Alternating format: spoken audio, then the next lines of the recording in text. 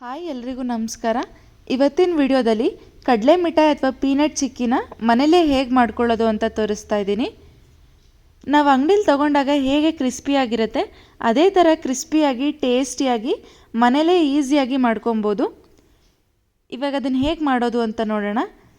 First ನಾನಿಲ್ಲಿ ಒಂದು ಪ್ಯಾನ್ಗೆ 1/4 ಕಪ್ಪಷ್ಟು ಕಡಲೆಕಾಯಿ ಬೀಜನ ಹಾಕ್ತಾಯಿದ್ದೀನಿ. ಇದನ್ನು ಮೀಡಿಯಮ್ ಫ್ಲೇಮಲ್ಲಿ ಒಂದು 6ರಿಂದ 7 ನಿಮಿಷ ಚೆನ್ನಾಗಿ ಫ್ರೈ ಮಾಡ್ಕೊಬೇಕು. ಅದರದ್ದು ಕಲರ್ ಚೇಂಜ್ ಆಗಿ ನಮಗೆ ಈಸಿಯಾಗಿ ಸಿಪ್ಪೆ ತೆಗಿಯೋ ಥರ ಆಗಬೇಕು, ಅಲ್ಲಿ ತನಕ ಫ್ರೈ ಮಾಡಿಕೊಂಡ್ರೆ ಸಾಕು. ಇವಾಗ ನೋಡಿ ಇದಾಗಿದೆ. ಇದನ್ನು ಒಂದು ಪಾತ್ರೆಗೆ ತೆಗೆದಿಟ್ಬಿಟ್ಟು ಅದೊಂದು ಸ್ವಲ್ಪ ಆರಿದ ಮೇಲೆ ಅದರದ್ದು ಸಿಪ್ಪೆನೆಲ್ಲ ಸಪ್ರೇಟ್ ಮಾಡ್ಕೊಳ್ತೀನಿ. ಅಷ್ಟರಲ್ಲಿ ನೀವು ಇನ್ನೂ ನನ್ನ ಚಾನಲ್ನ ಸಬ್ಸ್ಕ್ರೈಬ್ ಆಗಿಲ್ಲ ಅಂತ ಅಂದರೆ ಪ್ಲೀಸ್ ಈಗಲೇ ಸಬ್ಸ್ಕ್ರೈಬ್ ಮಾಡ್ಕೊಳ್ಳಿ, ಹಾಗೆ ಪಕ್ಕದಲ್ಲಿ ಕಾಣ್ತಾ ಇರೋ ಬೆಲ್ ಐಕಾನ್ನ ಕ್ಲಿಕ್ ಮಾಡಿ. ಇವಾಗ ಇದೆಲ್ಲ ಸಪ್ರೇಟ್ ಆಗಿದೆ. ಇವಾಗ ಮತ್ತೆ ನಾನು ಅದೇ ಪ್ಯಾನ್ಗೆ 1 ಕಪ್ಪಷ್ಟು ಬೆಲ್ಲನ ಹಾಕ್ತಾಯಿದ್ದೀನಿ. ಒಂದು 3ರಿಂದ 4 ಟೇಬಲ್ ಸ್ಪೂನಷ್ಟು ನೀರು ಹಾಕಿ ಬೆಲ್ಲ ಎಲ್ಲ ಚೆನ್ನಾಗಿ ಕರಗಿಸ್ಕೊಂಡು ನಾವು ಇದನ್ನು ಗಟ್ಟಿ ಪಾಕ ಮಾಡ್ಕೊಬೇಕು. ಪಾಕದ ಕನ್ಸಿಸ್ಟೆನ್ಸಿ ಕರೆಕ್ಟಾಗಿದ್ದರೆ ನಮಗೆ ಕಡಲೆ ಮಿಠಾಯಿ ತುಂಬಾ ಚೆನ್ನಾಗಿ ಬರುತ್ತೆ. ಆ್ಯಂಡ್ ಪಾಕ ಮಾಡ್ಕೊಳ್ಳುವಾಗ ನಾವು ಯಾವಾಗಲೂ ಲೋ ಫ್ಲೇಮಲ್ಲಿ ಇಟ್ಕೊಂಡೇ ಪಾಕ ಮಾಡ್ಕೊಬೇಕು. ಹೈ ಫ್ಲೇಮಲ್ಲಿ ಇಟ್ಕೊಂಡು ಪಾಕ ಮಾಡಿದ್ರೆ ನಮಗೆ ಪಾಕ ಬೇಗ ಸೀದೋಗಿಬಿಡುತ್ತೆ. ಇವಾಗ ಇದಾಗಿದೆಯಾ ಅಂತ ಚೆಕ್ ಮಾಡೋದು ಹೇಗೆ ಅಂತ ಅಂದರೆ, ಒಂದು ಬೌಲ್ಗೆ ಒಂದು ಸ್ವಲ್ಪ ನೀರು ಹಾಕ್ಕೊಂಡ್ಬಿಟ್ಟು 1-2 ಹನಿಯಷ್ಟು ಪಾಕನ ಹಾಕ್ಕೊಂಡ್ರೆ ನಮಗೆ ಅದು ಸ್ಪ್ರೆಡ್ ಆಗಬಾರ್ದು, ಕಲ್ಲು ಥರ ಅದು ಸ್ಟಿಕ್ ಆಗಬೇಕು ಒಂದೇ ಕಡೆಗೆ. ಅದನ್ನು ನಾವು ತೆಗೆದ್ರೆ ನಮಗೆ ಈ ಥರ ಫುಲ್ ಎಲಾಸ್ಟಿಕ್ ಆಗಿ ಫುಲ್ ಶೈನಿಂಗಾಗಿ ಬರಬೇಕು. ನೋಡಿ ಅದರದ್ದು ಒಂದೊಂದು ಎಳೆನೂ ಹೇಗೆ ಬರ್ತಾಯಿದೆ, ಈ ಥರ ಬರಬೇಕು ನಮಗೆ. ಈ ಥರ ಬಂದರೆ ಪಾಕ ಆಗಿದೆ ಅಂತ ಅರ್ಥ.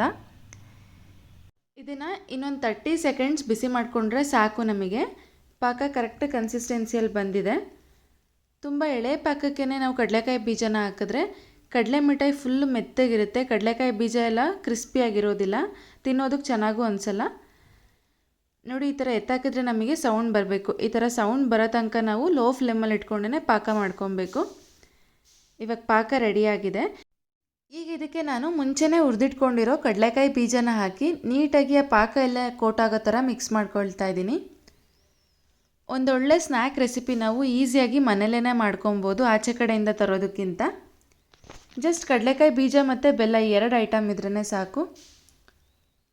ಇವಾಗ ಇದೆಲ್ಲ ನೀಟಾಗಿ ಮಿಕ್ಸ್ ಆಗಿದೆ. ಈ ಕಡೆ ಒಂದು ತಟ್ಟೆಗೆ ಸ್ವಲ್ಪ ತುಪ್ಪ ಹಾಕಿಬಿಟ್ಟು ಅದನ್ನು ಸ್ಪ್ರೆಡ್ ಮಾಡಿಬಿಟ್ಟು ಇದನ್ನು ಹಾಕ್ಕೊಳ್ತಾ ಇದ್ದೀನಿ. ಇದು ಸ್ವಲ್ಪ ಬಿಸಿ ಇರುವಾಗಲೇ ನಾವು ಇದನ್ನು ನೀಟಾಗಿ ಸೆಟ್ ಮಾಡ್ಕೊಬೇಕು. ನಮಗೆ ಯಾವ ಶೇಪಿಗೆ ಬೇಕು, ಯಾವ ಸೈಜಿಗೆ ಬೇಕು ಅನ್ನೋದನ್ನು. ನಾನೊಂದು ಸೌಟು ಮತ್ತು ಒಂದು ಸ್ಪೂನ್ಗೆ ಸ್ವಲ್ಪ ತುಪ್ಪನ ಸ್ಪ್ರೆಡ್ ಮಾಡಿಬಿಟ್ಟು ಇದನ್ನು ಸೆಟ್ ಮಾಡ್ಕೊಳ್ತಾ ಇದ್ದೀನಿ. ಇದಿವಾಗ ಕಂಪ್ಲೀಟಾಗಿ ಸೆಟ್ ಆಗಿದೆ. ಇದನ್ನು ಯಾವ ಶೇಪಿಗೆ ಬೇಕು ಆ ಶೇಪಿಗೆ ಕಟ್ ಮಾಡಿಬಿಟ್ಟು ತಣ್ಣಗಾಗೋದಕ್ಕೆ ಬಿಡ್ತೀನಿ. ನಾನೊಂದು 2 ಅವರ್ಸ್ ಇದನ್ನು ತಣ್ಣಗಾಗೋದಕ್ಕೆ ಬಿಟ್ಟಿದ್ದೆ. ನೋಡಿ ಇವಾಗ ಎಷ್ಟು ಈಸಿಯಾಗಿ ಓಪನ್ ಆಗ್ತಾ ಇದೆ. ಕಡಲೆ ಮಿಠಾಯಿ ರೆಡಿಯಾಗಿದೆ. ನೋಡಿ ಎಷ್ಟು ಶೈನಿಂಗಾಗಿ ಕ್ರಿಸ್ಪಿಯಾಗಿ ಬಂದಿದೆ ಅಂತ. ಮನೇಲೇ ಇಷ್ಟು ಈಸಿಯಾಗಿ ನಾವು ಕಡಲೆ ಮಿಠಾಯಿನ ಮಾಡ್ಕೊಬೋದು. ಇದನ್ನು ಒಂದು ಏರ್ಟೈಟ್ ಬಾಕ್ಸಿಗೆ ಹಾಕಿಟ್ರೆ 1 ಮಂತ್ ತನಕ ಸ್ಟೋರ್ ಮಾಡ್ಕೊಬೋದು. ನೋಡಿದ್ರಲ್ವ ಎಷ್ಟು ಈಸಿಯಾಗಿ ಟೇಸ್ಟಿಯಾಗಿರೋ ಕಡಲೆ ಮಿಠಾಯಿನ ಮನೇಲೇ ಮಾಡ್ಕೊಬೋದು ಅಂತ. ನೀವು ಒಂದ್ಸಲ ಈ ರೆಸಿಪಿನ ನಿಮ್ಮ ಮನೇಲಿ ಟ್ರೈ ಮಾಡಿ ಟೇಸ್ಟ್ ಹೇಗಿತ್ತು ಅಂತ ತಿಳಿಸಿ.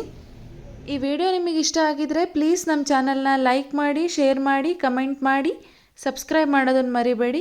Thanks for watching.